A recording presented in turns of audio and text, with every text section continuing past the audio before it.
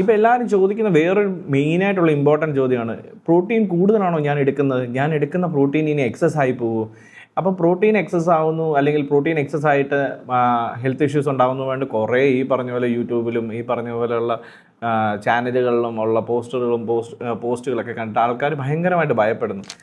നിങ്ങൾ കഴിക്കുന്നത് നിങ്ങൾക്ക് വേണ്ടത് പ്രോട്ടീൻ ആണോ എന്നെങ്കിലും ആദ്യം നിങ്ങൾ കൺഫേം ചെയ്യുക. അതായത് ഒരാൾക്ക് വേണ്ട അവരുടെ ബോഡി വെയ്റ്റിനനുസരിച്ചിട്ടുള്ള ഇപ്പോൾ ഒരാൾക്ക് 60 കിലോ ഉണ്ടെന്ന് വെച്ചോ, 60 കിലോയ്ക്ക് അറ്റ്ലീസ്റ്റ് അതിൻ്റെ 1/3 നിങ്ങൾ പ്രോട്ടീൻ എടുക്കുന്നുണ്ടോ എന്ന് നിങ്ങൾ ആദ്യം കൺഫേം ചെയ്യാം. അപ്പോൾ നിങ്ങൾ എടുക്കുന്ന ഓരോ സാധനത്തിൻ്റെയും എത്ര പ്രോട്ടീൻ എത്ര ഗ്രാം കിട്ടുന്നുണ്ട്. അതാണ് ഉദാഹരണത്തിന് ഇപ്പോൾ എഗ് വൈറ്റ് എടുക്കുന്നു. എഗ് വൈറ്റിനകത്തുനിന്ന് അതിപ്പം കോഴിയുടെ എഗ് വൈറ്റ് ആണെന്നുണ്ടെങ്കിൽ നമുക്ക് അതിൽ നിന്ന് കിട്ടുന്ന ആകെ 3.44 ഗ്രാം. അതിപ്പം തിരിച്ച് താറാവിൻ്റെ ആണെന്നുണ്ടെങ്കിൽ അത് വീണ്ടും കൂടും, 6 ഗ്രാം കിട്ടും.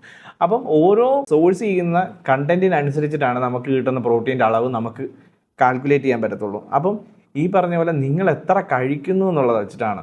അല്ലാതെ നിങ്ങൾ എന്തോരം ഫുഡ് കഴിക്കുന്നു, ചോറ് കഴിക്കുന്നു, അല്ലെങ്കിൽ ചപ്പാത്തി കഴിക്കുന്നു, അല്ലെങ്കിൽ പുറത്തുനിന്നുള്ള ആഹാരം കഴിക്കുന്നു, ഇതൊന്നും വെച്ച് നിങ്ങൾക്ക് ഒരിക്കലും പ്രോട്ടീൻ സോഴ്സ് ചെയ്യാൻ പറ്റില്ല. നിങ്ങൾ കഴിക്കുന്ന കണ്ടൻറ്റുകൾ കറക്റ്റായിട്ട് കാൽക്കുലേറ്റ് ചെയ്തെങ്കിൽ മാത്രമേ നിങ്ങൾക്ക് എത്രത്തോളം പ്രോട്ടീൻ കിട്ടുന്നുണ്ട്. നിങ്ങൾ ഈ പറഞ്ഞ പോലെ നിങ്ങൾ സാധാരണ ഈ വിളിച്ച് ചോദിക്കുന്ന ആൾക്കാരെല്ലാവരും അവർക്ക് വേണ്ട അളവിൻ്റെ ഒരു 1/3 പോലും അവർ ഒരു ദിവസം പോലും ഇല്ലെന്നുള്ളതാണ് കാരണം. എവിടെങ്കിലും എന്തെങ്കിലും ഒന്ന് കേൾക്കുമ്പോഴത്തേക്ക് ഭയപ്പെടുക എന്നുള്ളത് മാത്രമാണ് എല്ലാവരുടെയും പ്രശ്നം.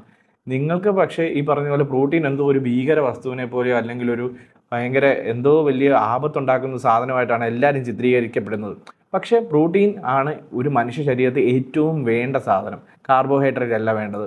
പ്രോട്ടീൻ കഴിഞ്ഞാൽ ഫൈബർ കഴിഞ്ഞാൽ ഫാറ്റ്, അങ്ങനെയാണ്. അത് കഴിഞ്ഞിട്ടേ ഉള്ളൂ കാർബിൻ്റെ സ്ഥാനം എന്ന് പറയുന്നത്. അപ്പം നമുക്ക് ഈ പറഞ്ഞ പോലെ പ്രോട്ടീനാണ് ഏറ്റവും മെയിനായിട്ട് വേണ്ടത്. അപ്പം ഏറ്റവും കൂടുതൽ നല്ല പ്രോട്ടീൻ സോഴ്സ് ചെയ്യാൻ ശ്രമിക്കുക. ആവശ്യത്തിനനുസരിച്ച് പ്രോട്ടീൻ കഴിക്കാൻ ശ്രമിക്കുക. പ്രോട്ടീൻ കറക്റ്റായിട്ട് കഴിച്ചു കഴിഞ്ഞാൽ നിങ്ങൾക്ക് ഒരുപാട് ഹെൽത്ത് ബെനിഫിറ്റ്സുകളുണ്ട്. നിങ്ങളുടെ ഹാർട്ടിൻ്റെ ലൈഫ് സ്പാൻ ഭയങ്കരമായിട്ട് കൂടും. നിങ്ങൾക്ക് അമിതവണ്ണം കുറയ്ക്കാൻ പറ്റും, ഡയബറ്റിക്സ് കുറയ്ക്കാൻ പറ്റും, നിങ്ങൾക്ക് ഹെയർ സ്കിന്ന് ഇതെല്ലാം നന്നാക്കാൻ പറ്റും.